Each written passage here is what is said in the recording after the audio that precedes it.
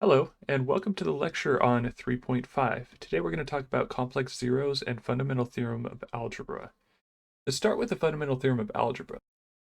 Every polynomial p of x equals a sub n x to the n plus a sub n minus 1 x to the n and so on all the way down to a sub 0 with complex coefficients has at least one complex zero. Now, this might sound a bit odd, but even if these coefficients are real, then this theorem also holds. And the reason that this theorem holds when these coefficients are real is because all real numbers are also complex numbers. Let's recall here that a complex number z is equal to a plus b I. Now there's two parts to a complex number. You have the real part and the imaginary part. A is your real part, b is your imaginary part. But if your b is 0, then you have no imaginary part and you're left with an entirely real part. So every real number is also a complex number. So this theorem will hold if these coefficients are real. Now what's going to follow from this is the complete factorization theorem. If p of x is a polynomial of degree n greater than or equal to 1, then there exist complex numbers a, c sub 1, c sub 2, all the way up to c sub n, where a is not equal to 0, such that p of x will equal a x minus c1 times x minus c2 down to x minus c sub n. Now all we're saying here is that if we have a polynomial, then we can completely factor it into a product of linear terms where our c's are complex numbers. Now remember, all real numbers are also complex numbers. So your c's might just be real numbers, but for this section, a lot of times we're going to have both real and complex numbers, and strictly complex numbers. Okay, let's do an example using this theorem. Now, this theorem doesn't really give us a process on how to factor these. It just gives us an end result. Luckily, we don't need something. So factor the polynomial completely. So we don't really need a theorem in order to help us factor this. We already know how to factor. And our polynomial p of x is equal to x cubed plus x squared plus 3x minus 5. So let's go ahead and use synthetic division on this. We can go through the possible rational zeros that we have, but it would just be factors of 5 divided by factors of 1, which is just 1 and 5. So I'm not going to worry about that right now. Instead, I'm going to go ahead and just go straight into synthetic division. So we have our the number that we're dividing by. In this case, I'm going to choose 1 because I know the answer. And then we have our coefficients, our x cubed coefficient, our x squared coefficient, our x coefficient, and our constant coefficient here. And of course, we have our line here so that we can do the factorization. So we drop down our first term. 1 times 1 is 1. 1 plus 1 is 2. 1 times 2 is 2. 3 plus 2 is 5. And then 1 times 5 is 5. And then we get 0 here. So we can see that this factor, x minus 1, factors into p of x. So x minus 1 is a factor of p of x because we have a 0 remainder. Now what this means then is that p of x will factor into x minus 1 times x squared plus 2x plus 5. Now where did I get these? If you remember from the last lecture, they come from here. These are the coefficients. Now, previously we had that this was the x cubed, the x squared, the x, and the constant coefficient.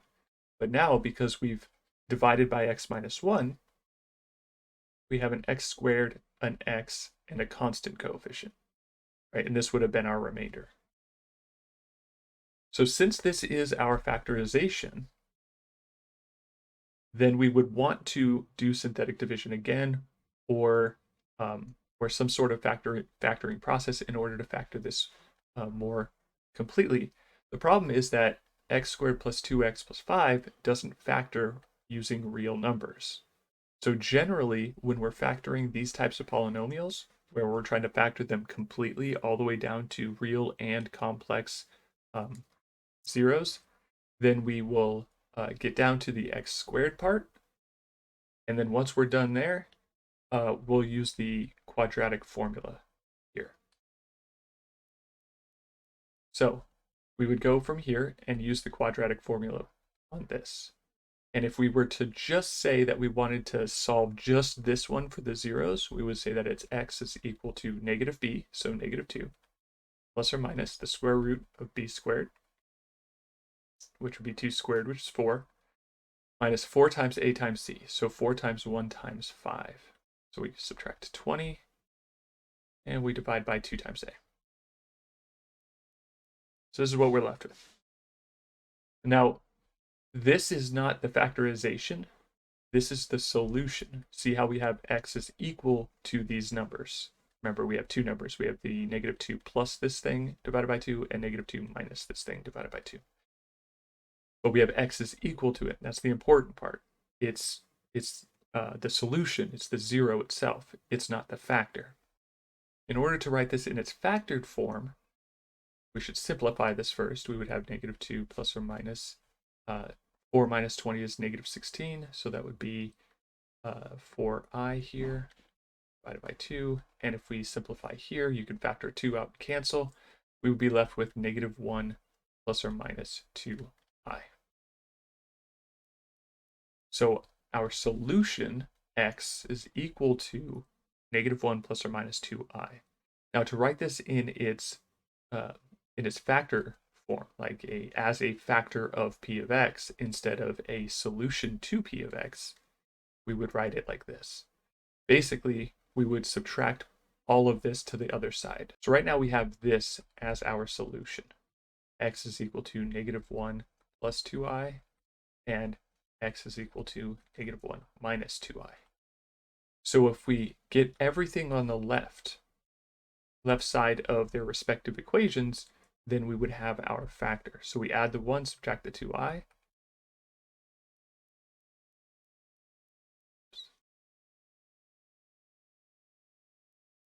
And we get x plus 1 minus 2i is equal to 0. And then add the 1 and add the 2i. And we have x plus 1 plus 2i is equal to 0. So we have both of these as an equation equal to 0. Now, this part of it is going to be our factor. Both of these parts are going to be our factors. So our p of x will end up being x minus 1 times x plus 1 minus 2i times x plus 1 plus 2i. Just like this. So this is p of x in its fully factored form. Right. Note, the reason that we can go from here to here is because of the zero product property. Normally, we would take each of these and we would set them equal to 0 individually if we were using the zero product property in order to get the solution. But that's if we're looking for the solution of p of x, where p of x crosses the x-axis. Here, we're just looking for the factored form. We just sort of had to go through the solution process in order to get, in order to be able to use the quadratic formula. And then once we get back to this point, we can use the zero product property in a reverse way and do the product here. So if this is equal to 0 or this is equal to 0, then this entire product would be equal to 0. And that would be the solution if we were saying this. We can use the properties from previous section to say that if we have a solution to p of x, then this would be the factor of p of x. It's another property that we learned in a previous section. I want you to try to follow this outline and try this problem. Find the complete factorization of p of x is equal to x cubed plus 3x squared plus 12x plus 10. You'll do the similar process here. You'll first do synthetic division to find a real root, and then you'll have to use the quadratic formula, and then use the results from the quadratic formula to find the other two factors. If you follow this outline directly, then you should be fine. And the next thing we're going to talk about is zeros and their multiplicities. Let's start with the definition. We'll talk about the definition of multiplicity. If x minus c appears k times in the complete factorization of p of x, then we say that c is a zero of p of x with multiplicity k. So what this means is if p of x factors into something that looks like this, x minus a, x minus a, x minus b, x minus b, x minus b, x minus c. We could rewrite it as x minus a quantity squared, x minus b quantity cubed, and x minus c. We would say that a is a zero of p of x with multiplicity 2 because it appears twice in the factorization of p of x. B is a zero of p of x with multiplicity 3 because it appears 3 times in the complete factorization of p. And we say c is a zero of multiplicity 1. Zeros theorem. Every polynomial of degree n greater than or equal to 1 has exactly n zeros, provided that a zero of multiplicity k is counted k times. So for this particular polynomial, p of x, we would say that p of x is degree 6. So we see that we have x minus a appears twice, x minus b appears 3 times, and x minus c appears once. So this polynomial would be x to the 6th plus blah, blah, blah, blah, blah. If we multiplied it all out, it would have degree 6. It would be able to be factored into a polynomial that looks like this, where you have different roots. Now, we say that it has, in this case, 6 zeros, even though we have 3 unique zeros, because A appears, B appears, and C appears, and those are the only 3 unique zeros. But if we count A twice, and we count B 3 times, and C 1 time, then we can say that we actually have 6 zeros of this polynomial. All right, let's go ahead and do an example, and I'll try to explain it a little bit more as we do this example.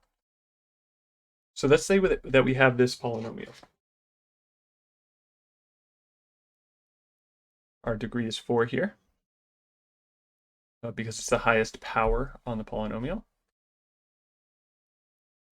And I want to factor this. Now, what this previous theorem is saying is that we should be able to factor it into 4 zeros. Now, they might not be unique zeros, but there are 4 of them. Okay? So first of all, if we look at this as w equaling x squared, then we can see that we would end up with w squared plus 2w plus 1. And this might look familiar to you. It will factor into w plus 1 quantity squared. But w is x squared, so I'm going to go straight from here to x squared plus 1 squared is how this factors. Right? And if you need to use a substitution, feel free to, and you get this right here. Now, from here, it gets a little bit tricky. We can do the quadratic formula like we did in the previous example, and like you did in your try one problem. But what I'm going to do instead is use the difference of squares. I'm going to rewrite this as x squared minus a negative 1 quantity squared. So I change my plus into 2 negatives. And then I'm going to rewrite this again as x squared minus I squared. Remembering that negative 1 is equal to I squared, I being the imaginary number. Right? So now we can see that we have a difference of squares. X squared minus something squared here. So we get, this will become x minus I times x plus I. It's still squared, and it's still squared here because the squared carries down. Right? Now, because this is squared, we can distribute this into both of these because we're multiplying. We can't distribute a square from here to here and here because you have an addition or a subtraction in the middle. You can distribute here because this is a product, not a sum. So this will be x minus I squared, x plus I squared. So this is our complete factorization. We have I is a 0 of P with multiplicity 2. Because this factor shows up twice in the complete factorization of P. We also have negative I, also with multiplicity 2. Because for this exact same reasoning, this factor, x plus I, shows up twice in P of x. The next thing we're going to talk about is the complex zeros coming in conjugate pairs. Let's start with the conjugate zeros theorem. If the polynomial P has real coefficients, and if the complex conjugate z is a 0 of P, then its complex conjugate, z bar, is also a 0 of P. Now we can see this theorem in action actually in the previous example. So here, notice that our polynomial P has real coefficients. Real coefficient here is 1, 2, and 1. These are technically complex numbers, but they are of a subset called the real numbers. These are real numbers. Notice also that when we get to the zeros, namely that I and negative I are zeros, their complex conjugates are also zeros. So I is a real zero, or I is a 0 of P, which means its complex conjugate, negative I, is also a 0 of P. That's what this theorem is stating. So if we have something that looks like this, where, say we have a P of x and x equals 1 minus I is a 0 of P of x, then we also know that x equals 1 plus I is also a 0 because it's the complex conjugate, right? Remember, recall that a plus bi is the complex conjugate of a minus bi. So when you take a conjugate, you negate the imaginary part of the complex number. Same idea here. We have a negative I. This would be a positive I. So these two are complex conjugates of each other. Let's do an example. Find the polynomial P of x of degree 3 with integer coefficients and zeros 2 and 1 minus I. So we know in our polynomial P of x, we know that x equals 2 and x equals 1 minus I are zeros of this polynomial. So we're actually going to put a couple of theorems together here. First, the complete factorization theorem. So note here that if P of x is a polynomial with degree greater than or equal to 1, then it can be factored into a bunch of linear roots, x minus c1, x minus c2, where c1 to cn are all complex numbers. So far, we know that our polynomial P of x is a third degree polynomial, and we have two roots, two zeros, right? So there is one more zero that we need because we know P of x is a degree 3 polynomial and we only have two zeros, and the complete factorization theorem says that we should have 3 zeros because it's degree 3, right? So we definitely have one more root, exactly one more zero. So then we go back to the complex conjugate theorem. We say, well, if a polynomial has real coefficients, we're looking for the polynomial of degree 3 with integer coefficients. Integers are real numbers. And if a complex number z is a 0 of P, then its complex conjugate is also a 0 of P. So we're looking for p of x with integer coefficients, so that meets the premise of the complex conjugate theorem. And we know we have these two zeros. So we also know that 1 minus I is a zero of p. So this then implies that our third zero is going to be the complex conjugate of 1 minus I. So we have 1 plus I here. This is our third zero. It has to be based on the complex conjugate, or based on the conjugate zero theorem here. So we know p of x is going to have real coefficients, and we know that we have a complex number z, in our case, 1 minus I, that is a zero of p. So we know then that its complex conjugate must also be a zero of p. So we know that 1 plus I must be a zero of p. So now what we need to do is multiply all of these out.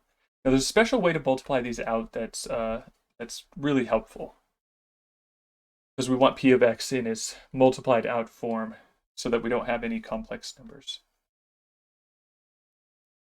First, let's write p of x in its factored form. So p of x is equal to x minus 2. That would be this solution as a factor of p of x. X minus 1 plus I, but we could also rewrite it as x minus 1 minus I, where the 1 minus I is in parentheses, so we still need to distribute this negative, but that would be this 0 written as a factor of p of x, and then x minus 1 plus I, where we have the parentheses here, so we still have to distribute this negative, but that's this 0 written as a factor of p of x. So now what we want to do is multiply this out. Now there's a special way to do this that will minimize the amount of imaginary parts of complex numbers that we need to deal with, so we don't have to deal with i's very much. So what I'm going to do is rewrite this a little bit here, x minus 2, that doesn't have any imaginary part. And then I'm going to distribute my negative for both of these, x minus 1 plus I, and x minus 1 minus I. And I'm going to note here that we have a plus I and we have a minus I. So I'm going to group my x minus 1 and think of this as an object. So think of this as a single term, right? The x minus 1. Think of it all as a single entity. Then we have this thing, x minus 1, plus I, and the same thing, minus I. So we actually have a difference of squares here, where x minus 1 is one of those things, and then I is the other thing in the difference of squares. So we get x minus 2, and this would become, once we multiply it out as a difference of squares, we would get x minus 1 squared minus I squared. So notice we have this thing plus I, this thing minus I. So when we multiply it out, you get the difference of squares, so you have this thing squared minus I squared. Now I squared is just negative 1, so we end up with x minus 2, x minus 1 squared, minus a negative 1. Well, this minus a negative 1 ends up being a positive 1, plus 1, and then we just have to FOIL this out, FOIL the remaining parts out. So we get x minus 2, x minus 1 squared is x squared minus 2x plus 1, and then this plus 1 is the carry down from here. That's the plus 1 there. And